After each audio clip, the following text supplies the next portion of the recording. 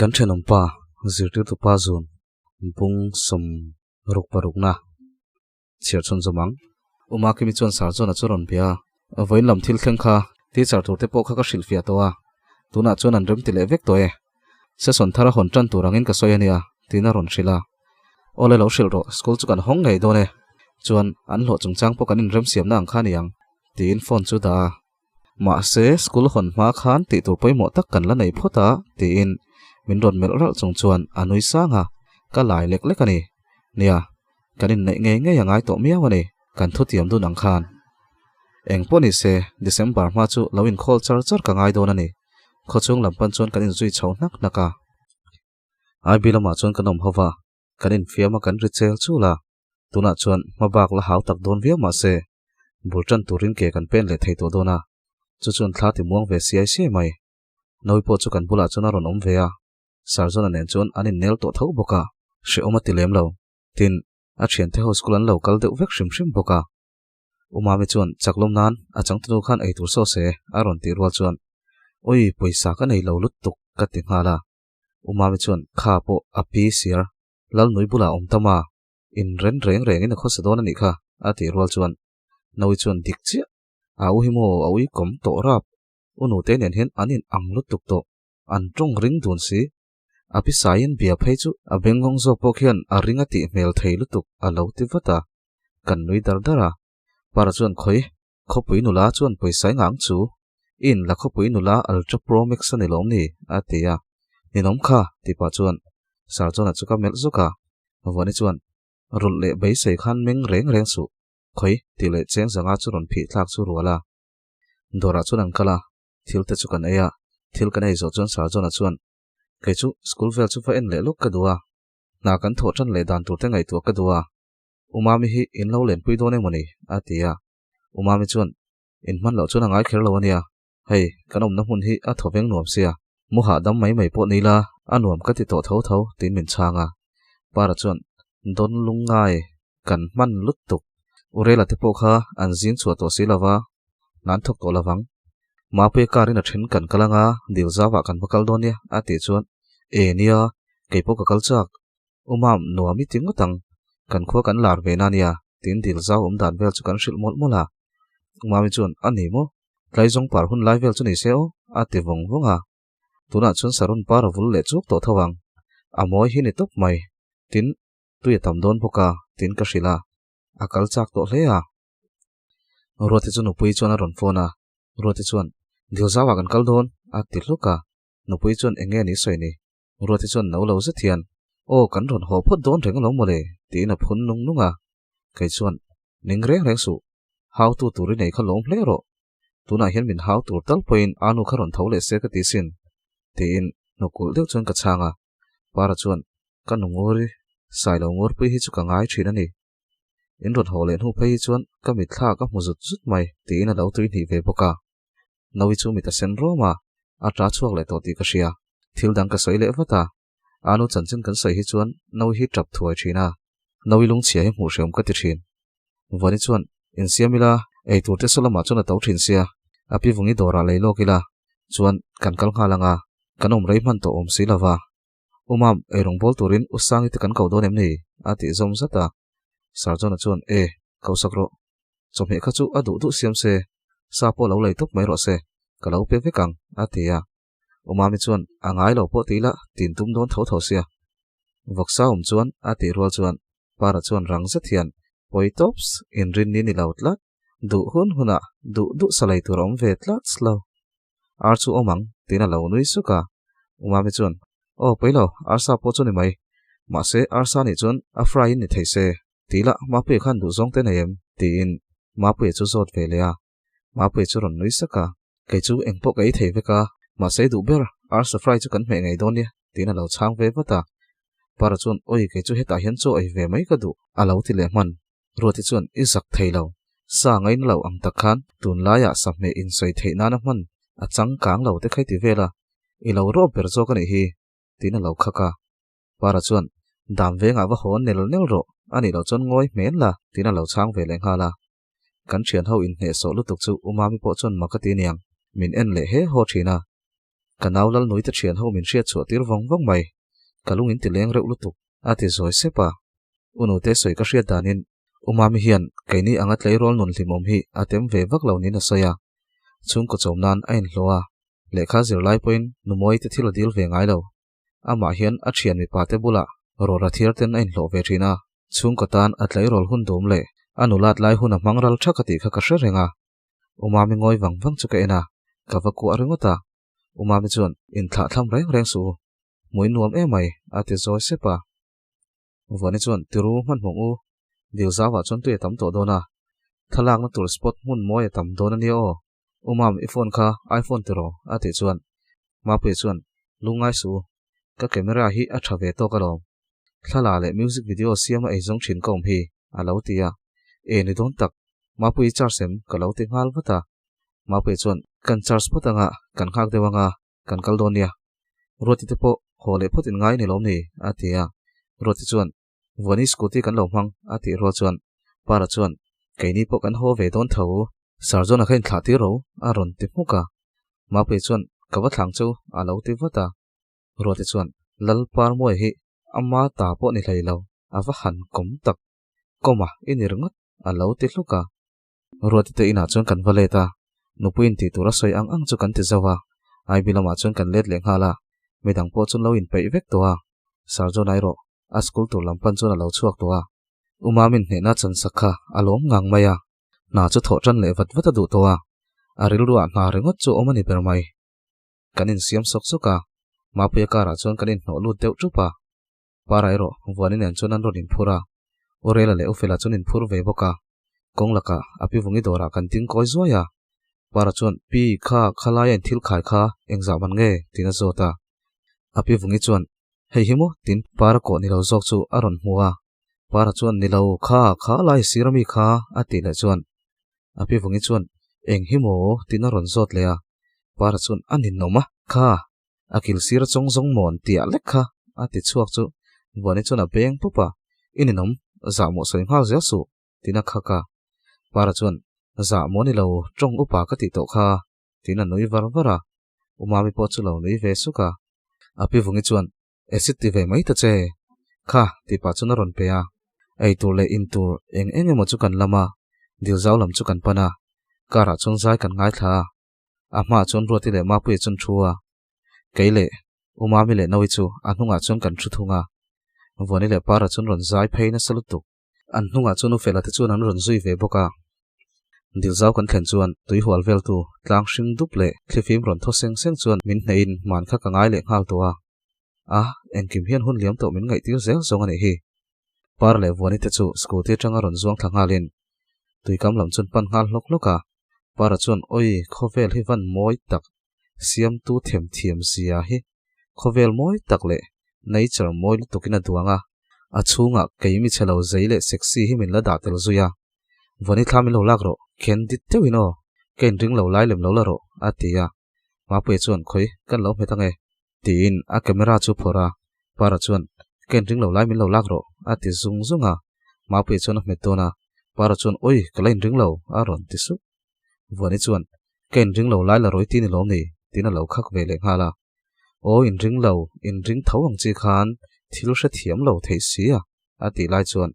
ma pe chuan lungai su professional kani hi tin dil zau lang chon thalak saka para chuan khoimo tina ron en hal oi mi pon mi thiam kawan moi beautiful chuk chho chuak zai tak em ivan la thiam tak ka moi lu tukhi soi ngai na omlo ka chul ka chuai ka zuai min kheng bet mai te u ama thalak chu kokin tu siam ngai ni mel thapa tin ama le ma chu in bemol mola wani chuan wa han over tak thalak chu moi model ro chia alo ti ve luka para nen chuan anin hial le hala ma pe chuan ro te chu local ro thak lo la kang che tin a kau phaya thalak saka a moi si ro ti chuan dei van hing lian tin min ron kau i zakem kam hing pum ten min kau ve khang lang ni rem rot fel enge ka ti luka hei ente ka chelo lutuk tin athlak chu min entira para chon oi ruati he pa hi nei nge ro map sa hi nei nge yang che in nei thalak po hi ama hian la lo ro se aron tia ma pe chon em a cheu min soi se lain min soi sel vaka min fak lain mi bak in min faka tin a nui suka quarter ngak tu chu mi sang dai an lo ni le to a kai chu min sha to lo para te ne ro anin shia ma se a ma mi te ang kha chuan anin nel vak to lo niang lu man po chu min free to lova longa chuan kan chuanga a bul vel thing te chun hring moin dil tui phone del chu ni chon aron chun te siara kan kal hun chu fu tak zetani para chon oi ka kal khat to lut tuka anuam hle mai engtin he kanin hu khom le thei jok le nia oi mak e tin ni zo fi man ti dan ril salar deuh chu ama chuna chang zo ngal veka kan lo nui dar dara long chu zoi muang hen kan kar phaya dil zau tui chu a phone del dela umami chuan a beka tang chuan a digital camera chu ron phorin thala kwala moi ti tak hian a thlir kwal vonga oi he tui phone del le tlang hring dup mai te hi awan moi tak khopui boruak uap deuh le rinoi kara ai chuan he tiang hmuna chol hadam hi chu paradise ang ringot alom tin thla chu kan lamol mola tuna kan pan ha thona khuwa te hi thing tlang khuwa si khopui ve deuh to bok si an nia a hadam hlol lo zo nom chu a boruak pola thianga kan hadam song mai long tin an nui sen sena kaile para le umami chu longa chuan kan chuanga long pakhat zoka chuan ruati le vuani le mapu an chuang ve thunga u fela le u re lai ro dil kama chuan thu dunin an lo ti ve mela para chuan umami thu soi lai chu lo pot chatin umam i soi dik che kaini khuwa hi chuan engma hi mu hreu mom lo a chunga cheng te kan mel thabok si ma se tui hi thuk lu tuka i tlak pal chuan eng ang pon dan thiamin fing mala in soi chuak thei chuang bi khau lawang tin a lo fiama kei chuan ama zo khi ta se leu thiam lo ma se a tong thei sia ain soi chuak thei mayang ka tia kan nui dar dara kan lim tlang tak zet dil kam le lam kan thleng trep tia chuan para chuan let leng u atia dil kam lam pan chuan kan in kar let lea ruati te nen chuan kan in kar chak sia ka kan au tuara hun rei tak nuwa he tiang hian kal him le nia anuam ka ti tak zet sarjona khalo kal ve phaise chu anuam zol ngotang tlai lamania ni kola liam don ruai towa dil zau tui chu ni na ron chun en sura rang ka chakrong ang main atla sepa a moi tak zetani ma pe chuan titeu zanri ai hun don to sangi te khan ai rong pon bol zau towang atia khamlo tak chuan chulai mun chu kan chua sana keini chu kan ina min thla phota anni ho chu ai bilam pan chuan an tlan let le ta zanania ma taka ai bia chuan kan chawa kan hne na chan chu kan la lom zela par le woni chu nu hriati ina chuan an kala an ron let le lam chu an ron phur to lutuk a thim song kan sa ya a chang le kan lama umami pun a enjoy ve viau mai kaile sarjona chu pona chuan kan chuaka sarjona chuan zoi se phian i chhole dei don sia ka van ngai don che ati zoi supa o i lo chho ve don lo em ni tin ka zot ngal wata na hi kan chun zom le ngal lo chuan min ngai tu hin tam ve to sia ti zo wat ka du chuan tina khu khara enge tin kamel ha ti khan min mel su ka zam ve donia tin an nui suka ininom zam ve la ngai lo tin a chala chun ka kok suka email thalu tuka min ti zama lo tin kan hara chun pi ai tuma ka lo in dang wata ka peilo tina kut su ka lo tanga sarjona chuan thu tak deuh hian thok an la hala i ka upa ve to sia nupui nei le chu ka du tak to ni ka chung te hi chu khirma se nupui nei kher hi chuan ka thu angin ka kal dona rem ka ti tho mala thu tak zokin zo chen che ka du ni kumina chon eng chuan lamma siam to so tin ka kut chu wana sarjona kut chu khurvel ka nui deuh suka nui su ka ti mai lo nia tin min chang le ngal dik tak chuan keima hian pasal nai hi ka ngam chia lo na ani ni don phot chuan kein pain ka ria sarjona kut chu phet takin ka wana min ring ro nang chau ka hmangai chia ka nei don che lau thong su nangin iril rui thla ka ni lo phot chuan ka nei nge yang che lau thong su tin ka changa a tho hala upat to nulama kan zam chiat le viau chu le tin an nui suka van chu thiangin arsin pe una thlapo a eng porui mai chu zan bo rok thiam tak noya chuan man ang mai khan sarjon nen in thlathel takin kan in kwa kan hmalam huna tan ruam man na siamin kan ti dun le sep towa ka thian te pon hlimani ti hriat takin an zai roya khovel chu amoi thar riau in ka ria para chu ron chokin lo lu ro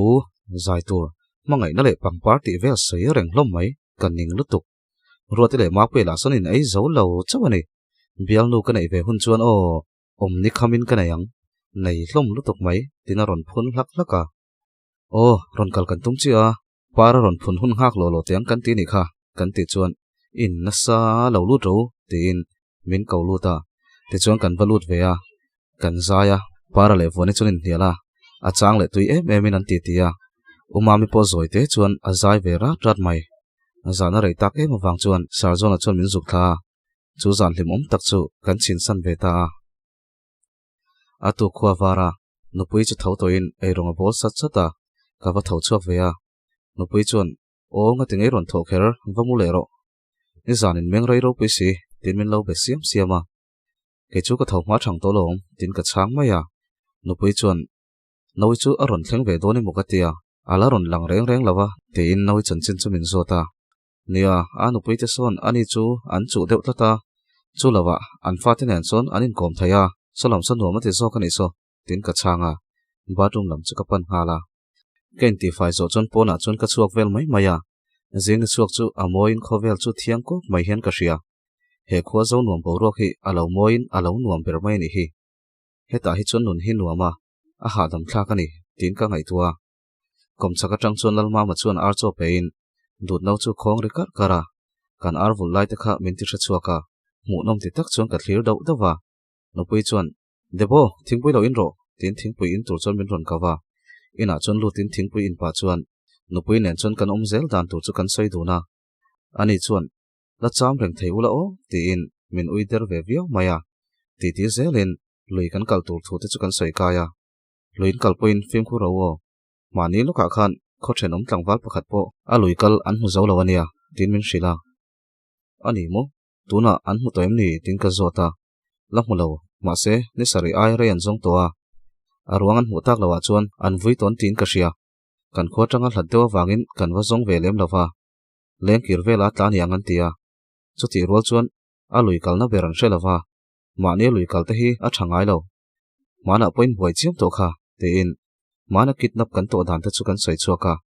a hun lai kha chuan lo omin rom via ma se a hnu han soi chhuale hian thil hlimom le nui zathak tak tak awan tam tak kha thil zet kha chu ka hreng tuang a nupui kan tam dona lom tin ka chang maya tuk thon kan ei kham hnu chuan keini chu lui kal tur chuan kan in siam pei vek towa api vungi dora chuan ruatin en kan oma api vungi chu ko wa kan thelpuya kan nui le dak dar thina noi chuan min ron kola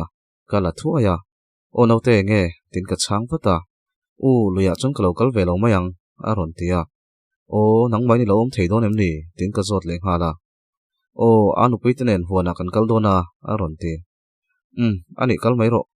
kaini chu kan ron ho har dona nia tin ka changa phone chu kan da leng hala ma puele umami po chun ron thlenga umami chu track suit nen sneaker nen ani zai mai a chalo em mai leng hala ama hi a confirm mel sia a mel hi mu nuam ka ti tak zet ka en le vong zel para te po chu rei vak lawa chuan an ron thlenga para chon hmuya ron keng trewa umami chu kan hril fia chakai chaw turani thu te chu kan hrila ma pui po chon lo la hrebik lo para chuan oi khopui ho po hian eng ma hin lo hrebik lo ni hi he hmui hi IPC section 911 a chuan luya da turani tin ziaka ti vela han sai chu umami po chu nui ve su suka api vungi dora lian vak box silawa pona chon thuthleng kan zon chuaka ala sisiam ai pa chuan kanin nga khoma bazar ko nami kalvel te chu kan thira kan man lutuk ringot sarzona chu school lama chona kalle phota ruatinen nichin khan kan han en pui ve zoya school bul hnim vel kha kan han sam pui ve zoya sarzonan lozukin siam ro ati tlata wangin kan chuksan le khania dar hi vel chon sarzona ta thian ho chun ron thlenga sarzona po azin extra lak dress ne na ron chuaka rekse ka ron akboka bullet chu ron khal rum vut boka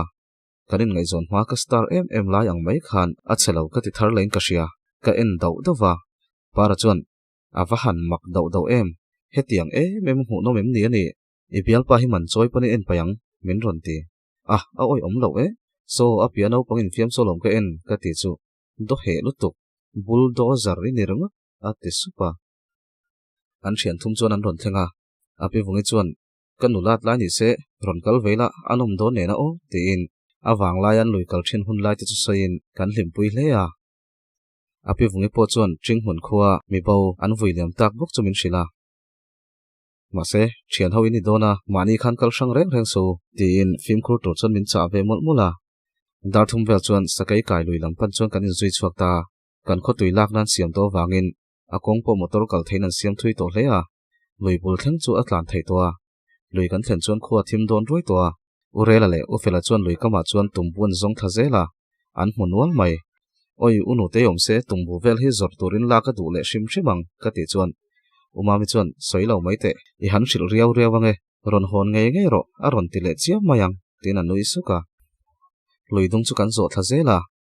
a lui kala har salu tuk lawa anuam phian mai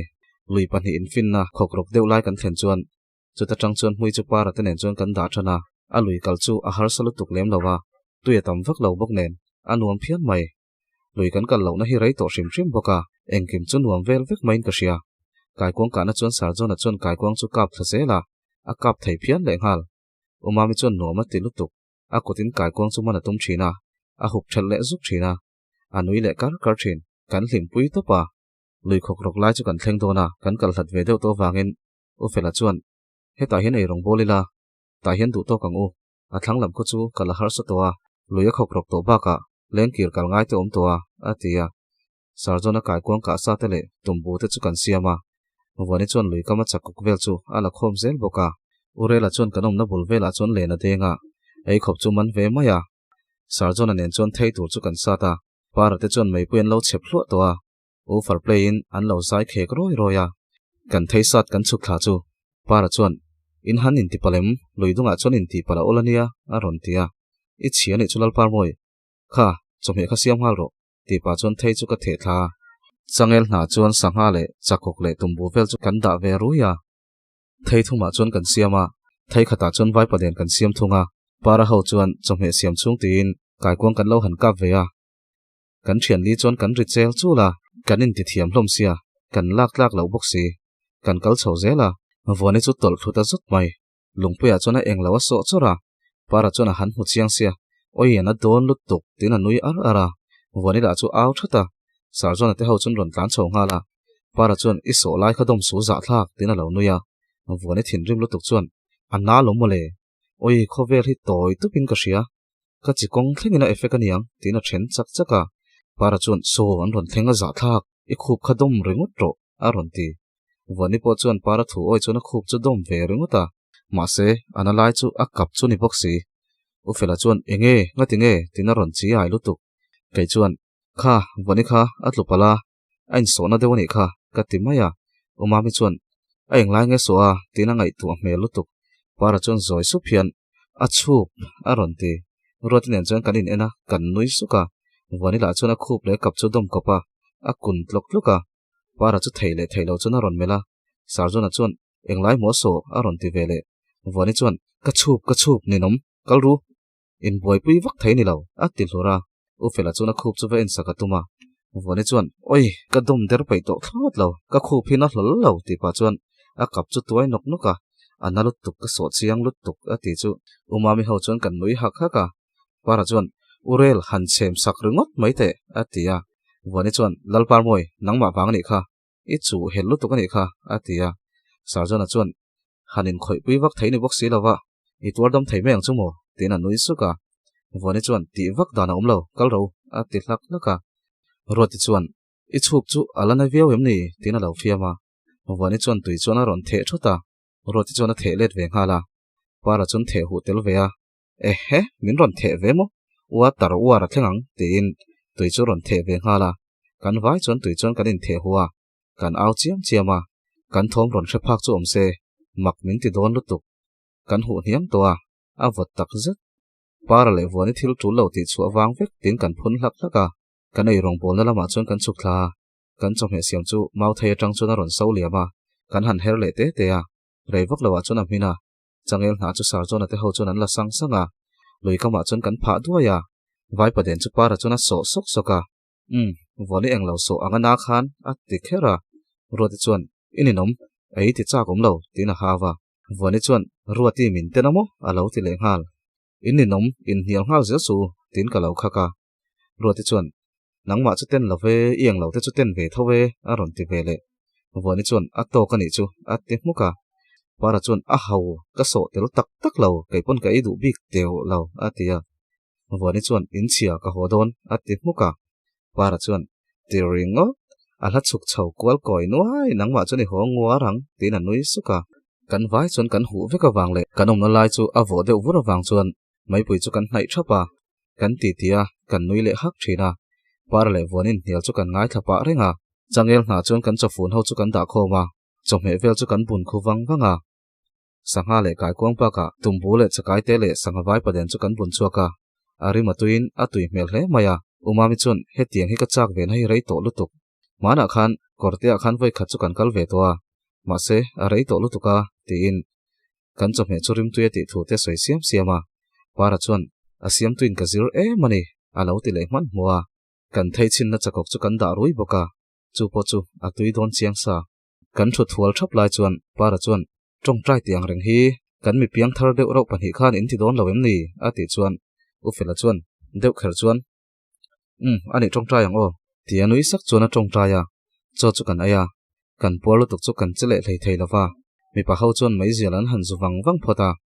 thapo wanzol panina tol riai ria ya kan chung zon maya towa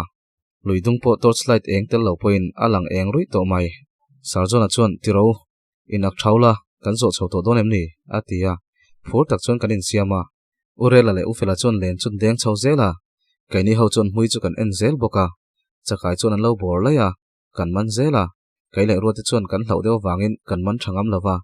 para chuan in titne so tok chuan aman zai zaya khoi luitelal pa hian kan man khom zai zai nge chak ai ral chak ai kilar para karon kale ti pa chuan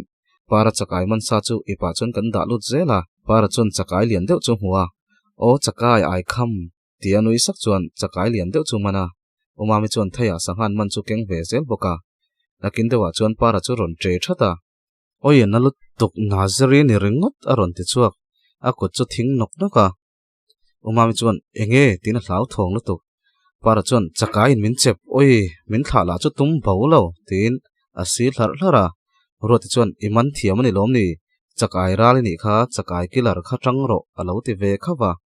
para chuan dam veng metal la lu lo na khalo ngoi ro lokal teu tina aw ruaya sarjona chuan chakai bopui chu wa thlon maka ma se ala chep tho si para chuan oi a bop long chau pona chep het lutuk engtina moti teu tina tre chula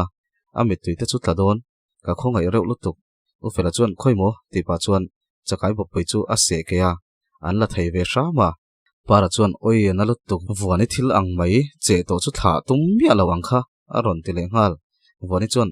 lo lak sak lo top tur chenia tina phun nung nunga kan nui le ngala ninom kalangu atlai to lutuk kan tia luidong chu kan zo chho zela kan man tha ve to phian mai kan lui kalna a har sa ve deuh lai ber lui khok rok ve deuh lai chu kan thleng chawa lui panin finna lai kan thlenga a le lam hi chu lengkir vela oma wanga kan zo tak lo khania tlema khok rok ve deuh wang chuan kan film khur hlea sarjona chuan helai hi kan pel chuan kal tlang to mengu kan hui chi atran na khanin ka hria kan en zo to ni lom ni atia para chuan zo to nia ho tlang tongu alo ti ve boka kan pia lok lui khok rok le lengkir omna lama tang chuan thil ron re deuh shok hi kan hria atir chuan thliemo sawathlo cho wange moniang kan ti maya ma se tu man kan soi chu lo hnu po chuan chu thom chu aron hnai zela sarjona chu athu tak ta dewa akut le lam chuan mau pum sei vak lo chu a vuan hal mia het tak chuna hum hala urela le ufela po chu an ti ti top chutin chu thom ron chuana lam chu an hoi thapa eng thom nge nia umami chuan zoi se phen ron tia a mela chuan hlo thona ron lang hal para chuan savalian dewaniang nge sang hale moram sadang poni mai thei pasal tha para ko malom tin fiam thu han tum ngia la ma se thom chu a ma aina ron ring zuala lung lian deuh lui tuya ron lum thari bor kan hriat wal chuan savale ram sa thom chu ni hau lo sarjona chuan lungron lum mai mai ni chu atia urela chuan helaya khatiang anga lian lungron lum ngot thu om lo ati ve supa chutia film khur taka kan en kol lai chuan mishing na tuar room rideu shoi hi kan hret thut mai chu thom chu a chi bai em ema thala chu min a hlia a thim rui to boxi sarjona chuan a torchlight chu a met enga thomlo chuan a lam leng kir chip lam chu a han chun hala kan vai chuan kan phu zok hloma chulai hmuna chuan thil dum lian deuh mishing ruang ni om tak lungpui kar atanga ron uai thla deuh nuam hi kan hmu tamaya ehe mishing ani so tin ruati chu au thata sarjona chuan tuman lo nei su tin min ron dang wata amale urela te chu chulampan chuan an phei hala kan vai chuan hlau thong takin kan in vuan khom thapa parapo a fiam thu to ho lo a mela dang hal veka sarjon film khur ro o ka ti zoi sapa sarjon ate chuan chulai hmun an thlen chuan an eng hmangan han chun chian deuh hnu chuan sarjon a mel chu ron danglam tatlat mai debo lokal hnai su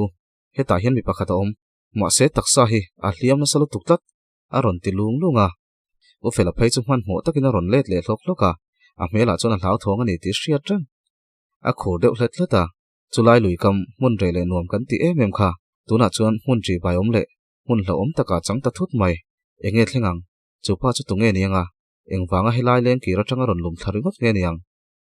sarjona le urela te chu ruang ni om tak bula chuan an thun hiama an torchlight chuan an han chun chiang ta dewa keini mai che ho le para chu kan tin na nga ya kan lo ding khom thapa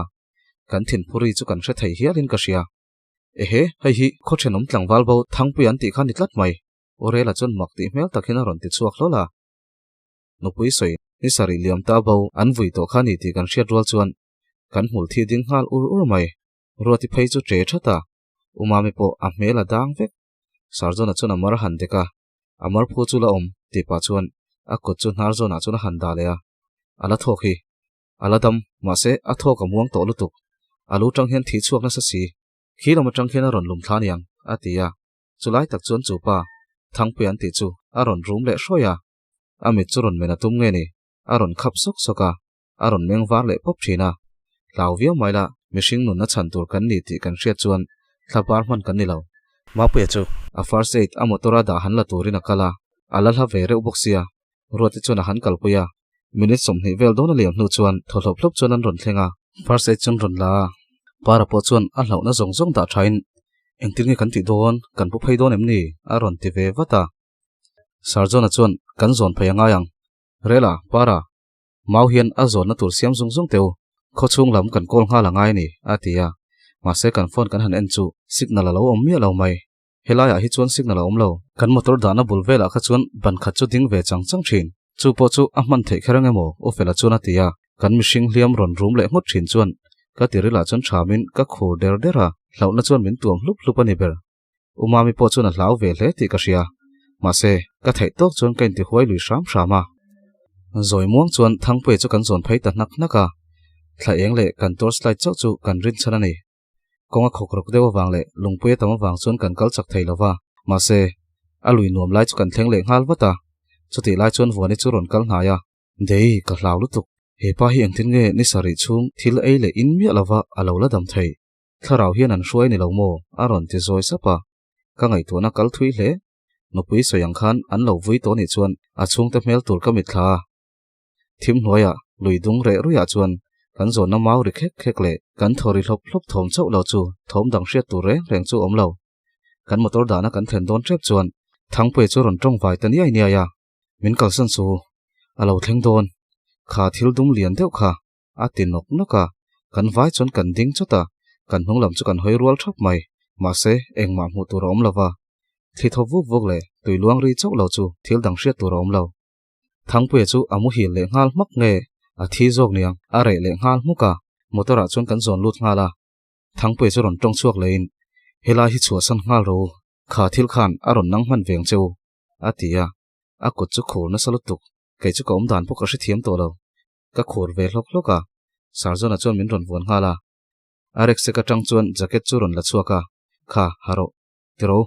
omrai to lawang ikal ngalangu atia kan bike le scooty te chu kan tinunga ma se ma puya car ber chu anung thei ta tlat lo mai